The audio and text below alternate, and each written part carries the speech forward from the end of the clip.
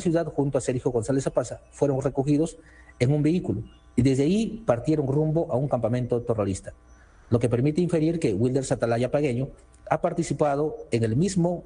habría participado en el mismo desplazamiento al que se ha referido el testigo 1FP-SPA 3022 en la época de carnavales de los años 2008 o 2009.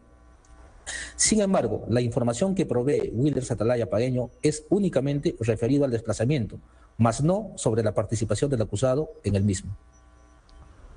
De otro lado, conforme a las coordinaciones que realizó el testigo 1FP-SPA con el conocido como camarada Gabriel, el traslado de estas personas lo haría desde Huancayo hasta Huachinapata, lugar donde lo esperaría una guerrilla o columna de Sendero Luminoso al mando del conocido como camarada Leonardo, quien se encargaría a partir de dicho lugar de conducir al grupo de personas donde se encontraba el acusado hasta el campamento terrorista donde los esperaría el conocido como camarada José, identificado como Víctor Quispe Palomino, cabecilla de la organización terrorista Sendero Luminoso en el Urae, con quien previamente, según refiere este testigo, ya había coordinado sostener una reunión. Este testimonio se complementa con la información proporcionada por el testigo colaborador eficaz CDT-SA 1969, quien afirmó que efectivamente este desplazamiento se produjo en el mes de marzo de 2009 y que es testigo directo de tal hecho al haberlo constatado personalmente en su condición de integrante de la organización terrorista Sendero Luminoso cuando se encontraba en el campamento de Huancamayo, cumpliendo su rol de seguridad bajo el mando de los integrantes del Comité Central de la organización terrorista, donde vio llegar a los conocidos como Sergio, Richard Bigote y Che y otras personas más, habiendo tomado conocimiento posteriormente que el conocido como Che es la persona de Guillermo Bermejo Rojas,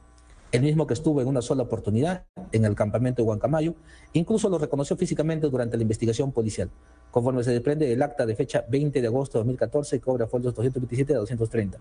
de lo que se desprende que el relato de este testigo colaborador eficaz también está referido al mismo desplazamiento que relató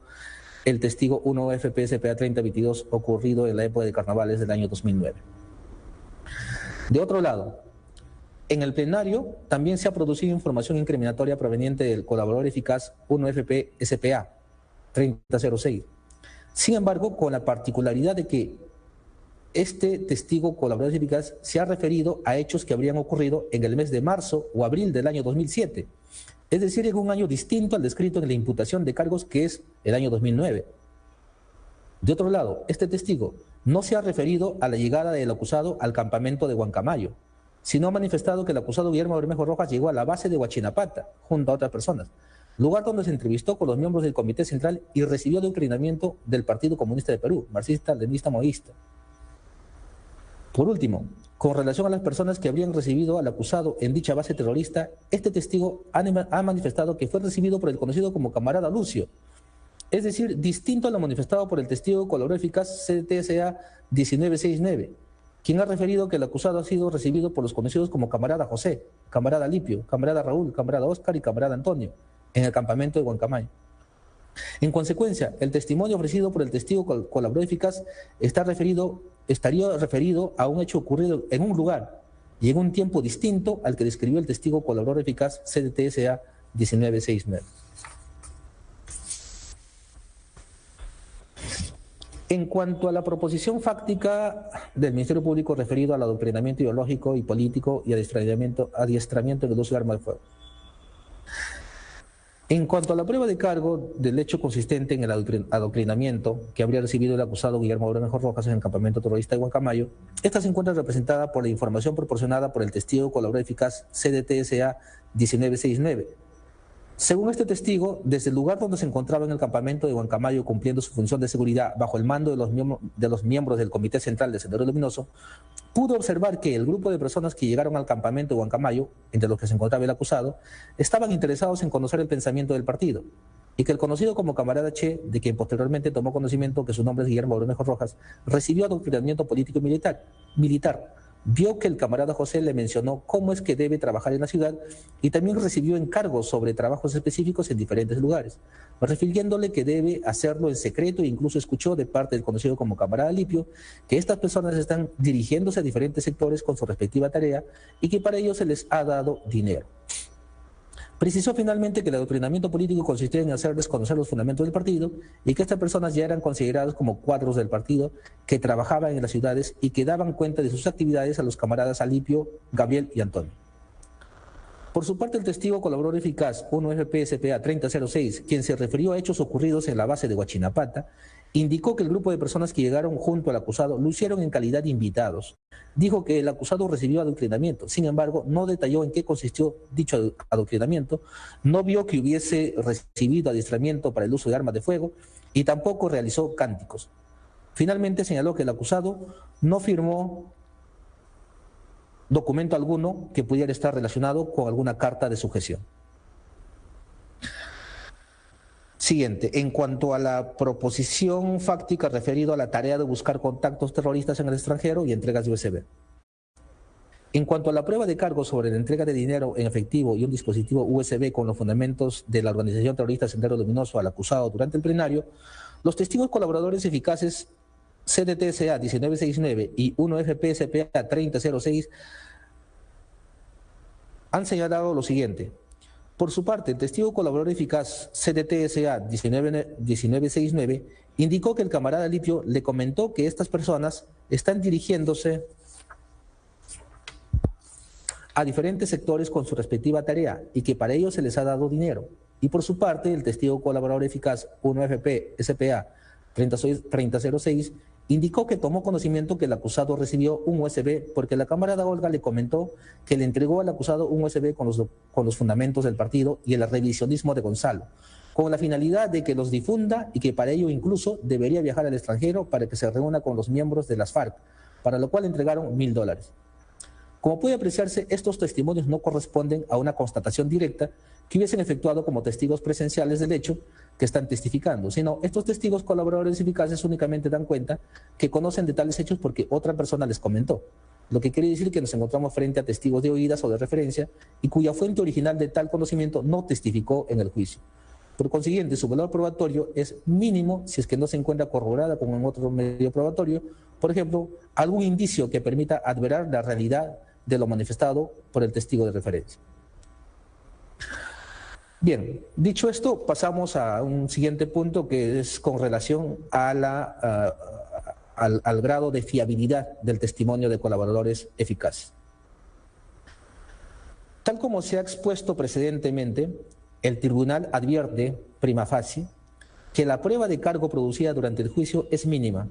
y proviene únicamente de las declaraciones de testigos colaboradores eficaces,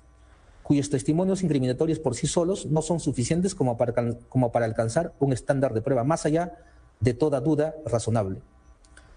Por ende, sin prueba de corroboración, no tienen virtualidad como para debilitar la presunción de inocencia y permitir la imposición de una condena.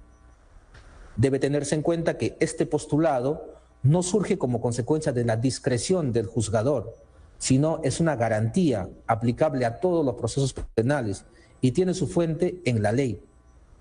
Se encuentra prevista en el artículo 283 del Código de Procedimientos Penales, que establece claramente que cuando se trata de informaciones proporcionadas por colaboradores eficaces para dictar sentencia condenatoria, es indispensable que tales informaciones estén corroboradas con elementos de prueba adicionales que acrediten fehacientemente las incriminaciones formuladas.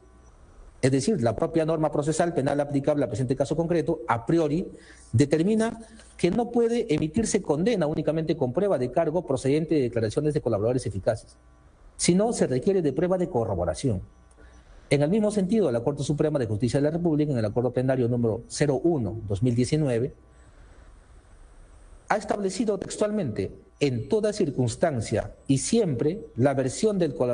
colaborador no debe ser la única relevante, sino ha de estar corroborada por otros medios fuentes de prueba. Asimismo, en el recurso de nulidad número 99-2017 nacional, la misma Corte Suprema de la República ha señalado que en materia de colaboradores o arrepentidos, su sola sindicación no es suficiente para concluir que el incriminado en efecto cometió la conducta delictiva atribuida. Hace falta especialmente prueba de corroboración externa a estos testimonios, otros elementos o medios de prueba como exigencia derivada de la garantía de presunción de inocencia. Se trata de testimonios en sí mismos de escasa credibilidad por los beneficios buscados por los arrepentidos, declaraciones intrínsecamente sospechosas. Por su parte, el Tribunal Supremo Español, en la sentencia 873-2003,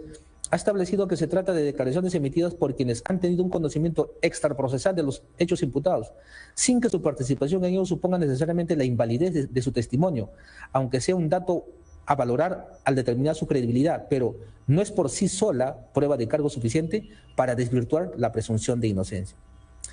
Es más,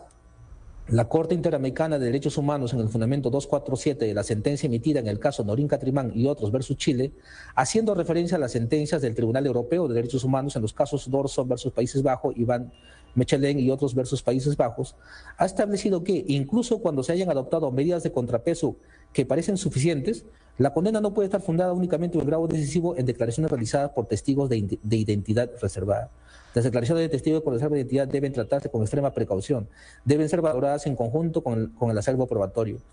La determinación de si este tipo de pruebas ha tenido un peso decisivo en el fallo condenatorio dependerá de la existencia de otro tipo de pruebas que corrobore aquellas, de tal forma que a mayor prueba corroborativa, menor será el grado decisivo que el fallador otorga al testimonio de identidad reservada. En el mismo sentido, en el artículo 158.2 del Código Procesal Penal aprobado por Decreto Legislativo 957, el legislador ha establecido que los supuestos de testigos de referencia, declaración de arrepentidos o colaboradores y situaciones análogas, solo con otras pruebas que corroboren sus testimonios se podrá imponer al imputado una medida coercitiva o dictar en su contra sentencia condenatoria. Y en la exposición de motivos del Decreto Legislativo 1301, norma que modifica el Código Procesal Penal para dotar de eficacia al proceso especial de colaboración eficaz, en su fundamento 1.2, párrafo cuarto, haciendo referencia a la obra La prueba en el proceso penal acusatorio del jurista español Manuel Miranda Strampes, establece que la exigencia de corroboración del testimonio de los colaboradores eficaces responde al modelo de verificación extrínseca reforzada. Con arreglo a dicho estándar, no será suficiente que corroboren aspectos periféricos y accesorios de la declaración del arrepentido o colaborador, sino que será necesario que la corroboración fuera referida al contenido de su testimonio, incluyendo, por tanto, el dato relativo a la participación del coimputado incriminado en los hechos delictivos. De ahí que se infiere que la simple declaración incriminatoria de un colaborador arrepentido resulta insuficiente para destruir la presunción de inocencia. Por último, resulta claro que la escasa fiabilidad o credibilidad que a priori establece la norma procesal penal sobre las declaraciones de los colaboradores eficaces radica en que estos son en realidad delincuentes arrepentidos, quienes precisamente, por haber estado involucrados en hechos delictuosos, tienen un conocimiento pleno y directo de los mismos, condición que determina que estemos frente a un testimonio evidentemente legítimo. Sin embargo, el interés que persigue no es precisamente establecer la verdad de lo sucedido, sino si orienta a obtener un beneficio penal, procesal o de ejecución. Es en ese interés en el que reside la sospecha relativa a la credibilidad de su testimonio. De modo que, si en el presente caso los testigos que han ofrecido información incriminatoria contra el acusado han tenido participación en los hechos de la acusación en calidad de copartícipes y a su vez tienen la calidad de colaboradores eficaces, evidentemente sus testimonios incriminatorios requieren de prueba de corroboración. En ese sentido, como puede verse en la declaración ofrecida por el testigo colaborador eficaz 1FP-SPA 3022, este ha intervenido en los hechos que se imputa al acusado, en calidad de integrante de la organización terrorista Sendero Luminoso, cumpliendo órdenes de los miembros del Comité Central de la organización terrorista Sendero Luminoso, pues es la persona que se encargó del presunto desplazamiento del acusado desde la ciudad de Huancayo hasta el lugar llamado Huachinapata en los meses de febrero o marzo de 2009. Por su parte, el testigo colaborador eficaz CDT-SA 1969, también en calidad de integrante de la organización terrorista Sendero Luminoso, estuvo presente en el campamento de Huancamayo, en el Brain, brindando la labor de seguridad por órdenes de los miembros del Comité Central de la organización terrorista Sendero Luminoso durante la presunta permanencia del acusado en dicho lugar entre los meses de febrero o marzo del año 2009. Y por último, el testigo colaborador eficaz 1FP-3006 estuvo presente en la base de Huachinapata durante los meses de marzo a abril de 2007, igualmente en su condición de integrante durante la presunta permanencia del acusado en dicho lugar. En consecuencia, el testimonio incriminador que han ofrecido estos testigos se asemeja a la de un coimputado y requiere de prueba de corroboración conforme lo establecido en el artículo 2-2005 CJ 116. Y más aún, al haber sido declarados colaboradores eficaces y haber tenido declaración reservándose su identidad, imagen y voz, que evidentemente limita el irrestricto ejercicio de derecho a la defensa por restringir la posibilidad de que puedan cuestionarse ampliamente su testimonio dentro del ámbito subjetivo. Por todo lo antes expuesto, reiteramos que para emitir pronunciamiento de condena, las declaraciones de los colaboradores eficaces no deben ser la única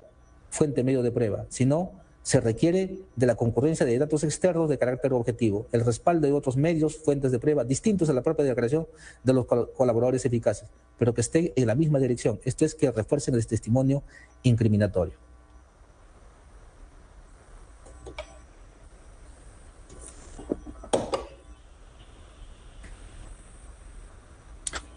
Entonces, pasamos a analizar lo que es la prueba de corroboración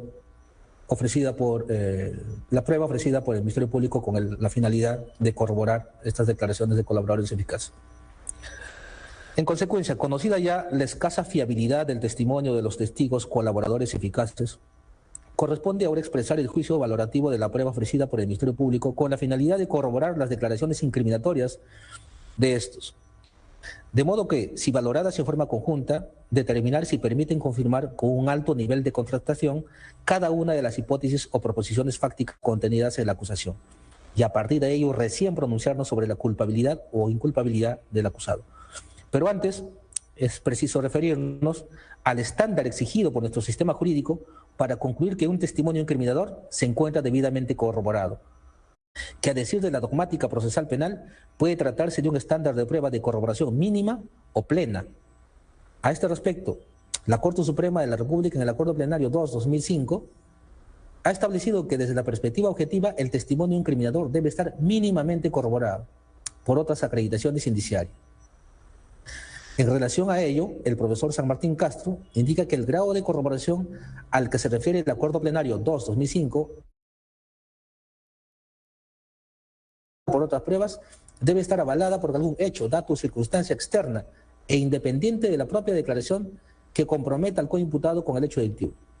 La corroboración es una confirmación de otra prueba, que es la que por sí sola no podría servir para la destrucción de la presunción de inocencia, pero que en dicha corroboración adquiere fuerza para fundar la condena. Basta que con algunos datos confirmen algunos aspectos de lo afirmado por el coimputado delator. No obstante ello, anota que no es posible fijar criterios generales, sino dependerá del caso concreto y hace referencia a una regla de prueba adicional. Esto es, que la declaración de un coimputado no puede servir como elemento de corroboración de la declaración de otro coimputado, ya que lo que necesita ser corroborado no puede servir como elemento de corroboración. Consecuentemente, basados en un estándar de corroboración mínimo establecido en el referido Acuerdo Plenario cuyas observancias de carácter obligatorio, pasamos a analizar la prueba adicional a las declaraciones de los testigos colaboradores eficaces aportadas por el Ministerio Público. En ese sentido, podemos apreciar que durante el plenario se han actuado la declaración testimonial del coronel de la Policía Nacional del Perú, Max Anguamán Centeno, y la declaración de Wilders Atalaya Apagueño. El primero de los mencionados ha ofrecido su testimonio con la finalidad de sustentar el contenido del informe de inteligencia número 003-2021 DIRCOTE, elaborado a solicitud de la Procuraduría Pública, y de ese modo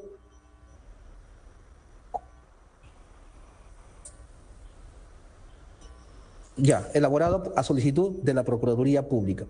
Sin embargo, como se ha podido verificar al momento de la valoración individual, se ha constatado objetivamente que la información proporcionada por el mencionado testigo ha resultado siendo absolutamente tangencial a los hechos objetos de acusación, ya que su testimonio está referido claramente a hechos relacionados con la visita del acusado a las ciudades de Huanta y Pichari, desde el 1 de agosto hasta el 4 de agosto de 2008, y a la ciudad de Huanta el 29 de noviembre del 2009, lugares donde habría sostenido reuniones y expresado su posición respecto de la erradicación de la hoja de coca, su posición contraria al Tratado de Libre Comercio y a las supuestas injerencias de lo que ellos denominan tropas americanas. Empero, dicha información no guarda relación ni con el marco temporal de la imputación ni con el ámbito especial en que se produjeron los hechos, pues debe tenerse presente que lo que es objeto de juzgamiento en el presente proceso penal está referido a hechos ocurridos entre los meses de febrero a marzo de 2009 y en lugares totalmente diferentes, es decir, Huancayo, Huachinapati y Huancamayo, este último perteneciente al distrito de Santo Domingo de Acobamba, provincia de Huancayo, departamento de Junín. No obstante lo precedentemente expuesto, El tribunal tiene en cuenta que el delito por el cual el Ministerio Público ha formulado acusación contra el acusado Guillermo Bermejo Rojas tiene la característica de ser un delito de estatus, delito de afiliación a organización terrorista, y que como tal puede manifestarse de modo permanente e intermitente en el tiempo, a través de diversos hechos o conductas del acusado, asociados al tipo penal previsto en el artículo 2 del Decreto Ley 25475. Por lo que, a pesar de tratarse de una información sobre hechos ocurridos en momentos y lugares distintos a los mencionados en la acusación, consideramos necesario analizar si la información proporcionada por el testigo Max Aguamán Centeno contiene hechos que podrían traducirse en manifestaciones de aquel estatus de pertenencia a una organización terrorista, ya que de ser así, podrían constituirse en indicios orientados a demostrar la veracidad del hecho nuclear de la imputación. En ese sentido, conforme se ha explicitado al momento de realizar la evaluación individual del testimonio ofrecido por el coronel PNP Max Aguamán Centeno, se ha obtenido como resultado que durante las acciones de observación, vigilancia y seguimiento en las ciudades de Ayacucho, Huanta y Pichari, en el mes de agosto del año 2008 y en el mes de noviembre del año 2009, el mencionado testigo, jefe del equipo encargado de realizar dichas acciones de óbice, no ha constatado hecho alguno de parte del acusado que esté relacionado con acciones o labores a favor de la organización terrorista Sendero Luminoso, razón por la cual, según ha manifestado el mismo testigo, no ha dado cuenta de tales acciones de seguimientos en la oportunidad correspondiente a la autoridad policial o fiscal competente. Del mismo modo, con relación a lo manifestado por el testigo Max Aguamán Centeno, en el sentido que el 4 de agosto de 2008 vio al acusado dirigirse a la localidad de Yochegua, luego de haber estado en Pichari, y que por versión de su fuente Javier Antonioni, sabe que después se internó en la selva del Brain para reunirse con los miembros de la organización terrorista Sendero Luminoso liderado por los hermanos Quispe y Palomino. Es de señalar que la referida información ofrecida por el testigo es absolutamente referencial. Es decir, según el testigo, conoce de tales hechos porque otra persona le dijo. Sin embargo, la fuente de dicha información, en este caso Javier Antonioni, no ha ofrecido ningún tipo de testimonio, ni en la etapa de investigación y menos durante el juicio oral. En consecuencia, esta información brindada por el testigo Aguamán Centeno lo hace como testigo de oídas, y si bien ha indicado que Javier Antonioni, fuente de información, ha fallecido, ello no quiere decir que su testimonio adquiera credibilidad automática, sino requiere de prueba de corroboración. Es más, si se tiene en cuenta de manera pormenorizada la declaración del testigo Aguamán Centeno, este dijo que conoce de los hechos referidos a la reunión del acusado con los miembros de Sendero Luminoso en el Brain, no porque Javier Antonioni le dijo que presenció tales hechos, sino que este último también habría obtenido ese dato por intermedio de otra persona, es decir, de parte del mismo acusado, quien, según indicado el testigo, habría sido la persona que le ha comentado a Javier Antonioni de ese supuesto hecho. En consecuencia, en este extremo, se advierte que el testigo Aguamán Centeno es un testigo de referencia de otro testigo de referencia, lo cual no abona a favor de la credibilidad de su testimonio. Por el contrario, la debilita y se disipa si se tiene en cuenta que el acusado ha negado los cargos. En cuanto al poco grado de fiabilidad de los testigos de referencia, debe tenerse en cuenta lo establecido en la Corte Suprema de la República, en el recurso de nulidad 2612-2017 Lima Norte, en el sentido que constituye una regla de prueba, que la declaración referencial no es suficiente para sustentar en ella una condena, sino requiere de la declaración de testigo presencial o, en su caso, pruebas circunstanciales sólidas que permitan corroborar y dar mérito a una versión de oídas. Simples rumores o señalamientos genéricos sin fuente precisa no merecen credibilidad. No es, pues, fiable un testigo de referencia. En el mismo sentido, es unánime la doctrina al tratar sobre el testigo de referencia. Por ejemplo, el profesor argentino Fernando de la Rúa señala que la versión que transmite el testigo de oídas encierra graves riesgos. Si se hace circular una entre varias personas, suele llegar deformada al final. Y nuestra legislación, el Código Procesal Penal de 2004, en su artículo 158, ha establecido que en los supuestos de testigo de referencia, solo con otras pruebas que corroboren sus testimonios, se podrá imponer una sentencia condenatoria. Por consiguiente, el testimonio ofrecido por el testigo Max Aguamán Centeno no contiene información de calidad como para corroborar las declaraciones incriminatorias de los colaboradores eficaces respecto de los hechos que son objetos de acusación fiscal. En cuanto a la segunda declaración ofrecida por el Ministerio Público, con la expectativa de que produzca información que corrobore uno más de los datos incriminatorios ofrecidos por los testigos colaboradores eficaces, es la del testigo Wilder Atalaya Apagueño. Este testigo indicó que no conoce al acusado Guillermo Bermejo Rojas y que cuando estuvo en la ciudad de Huancayo en el año 2009, junto a Sergio González Apaza, esperando frente a un coliseo, al vehículo que los debería transportar desde la ciudad de Huancayo hasta un campamento terrorista en Ayacucho, llegó la persona de Che. Sin embargo, indicó que esta persona no viajó junto a ellos al campamento de terroristas y que solo viajó con Sergio González Zapaza. Además, no ofreció mayores detalles respecto de la persona a quien identificó como Che. En consecuencia, evaluando su testimonio bajo el principio lógico de no contradicción, por el cual no se puede afirmar y negar algo respecto de una cosa al mismo tiempo, se establece que cuando el testigo refiere que no conoce al acusado Guillermo Bermejo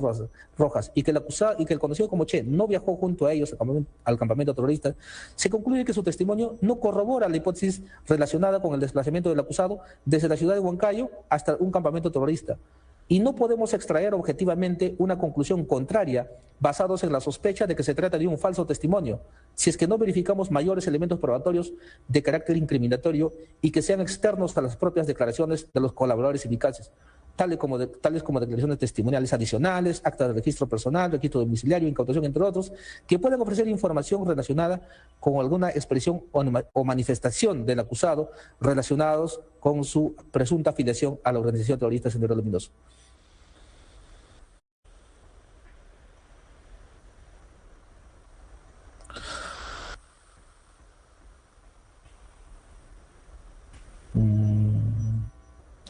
Más por el contrario, en el plenario se ha producido información que da cuenta que el acusado ha expresado en cierto modo su rechazo a las acciones de la organización terrorista Sendero Luminoso. Consideraciones por las cuales, teniendo en cuenta que para dictar una condena se requiere de prueba suficiente que determine un conocimiento más allá de toda duda razonable respecto de la existencia del delito, así como de la responsabilidad penal del acusado, y no solo la sospecha de su comisión, siendo respetuosos de las garantías procesales tal como la prevista en el artículo 8.2 de la Convención Americana de Derechos Humanos, en concordancia con lo establecido en el artículo 2 del numeral 24, apartado E de la Constitución Política de Perú, por los cuales toda persona inculpada por un delito tiene derecho a que se presume su inocencia mientras no se establezca legalmente su culpabilidad. En el presente caso se establece que al no haberse constatado prueba mínima de corroboración de las declaraciones incriminatorias de los 3 colaboradores eficaces que han testificado en el presente juicio, el derecho a la presunción de inocencia del acusado se mantiene incólume. En consecuencia, corresponde dictar sentencia absolutoria por insuficiencia de pruebas. Decisión. Por las razones expuestas, de conformidad con lo dispuesto en los artículos 283 y 284 del Código de Procedimientos Penales, los integrantes de esta Superior Sala Penal Nacional a nombre de la Nación, por unanimidad, resolvemos en el siguiente sentido: absolver de la acusación fiscal al ciudadano Guillermo Bermejo Rojas, identificado con documento nacional de identidad número 07638265, de nacionalidad peruana, hijo de Guillermo y María, por la presunta comisión del delito de terrorismo contra la tranquilidad pública en la modalidad de afiliación a organización terrorista en agravio del Estado. Segundo, ordenamos se levante toda medida restrictiva que se le hubiese impuesto al acusado como consecuencia del presente proceso penal. Tercero, disponemos se anulen los antecedentes judiciales y policiales que hubiese generado el presente proceso penal y se archive la presente causa una vez que quede consentida la presente sentencia. Cuarto, ordenamos que la presente sentencia sea leída en acto público. Firman los señores Churampi Garibaldi, presidente y director de debates, Angulo Morales, juez superior, y Cerrón Rengifo, juez superior. Señores, están notificados con la presente sentencia. Señor fiscal. Interponemos recurso de nulidad, señor. Correcto, téngase por interpuesto el recurso, el mismo que será concedido una vez que cumpla con fundamentar en el plazo de ley. Señor representante de la Procuraduría, se le va a notificar la resolución respectiva a fin de que pueda hacer valer su derecho como corresponde. No estando de conformes con la sentencia, señor, igual en el tiempo y plazo, y forma, la Procuraduría interpondrá el recurso de nulidad de acuerdo al artículo 290 del Código de Procedimientos Penales, señor. Correcto. Bien, ¿la defensa? Reforme, señor magistrado. Ya, correcto. Bien. Bien, señores, eso sería todo. Este juicio ha concluido. Que tengan buen día. Muchas gracias. Permiso. Buenas tardes con todos. Buenas tardes, permiso. La lectura de sentencia.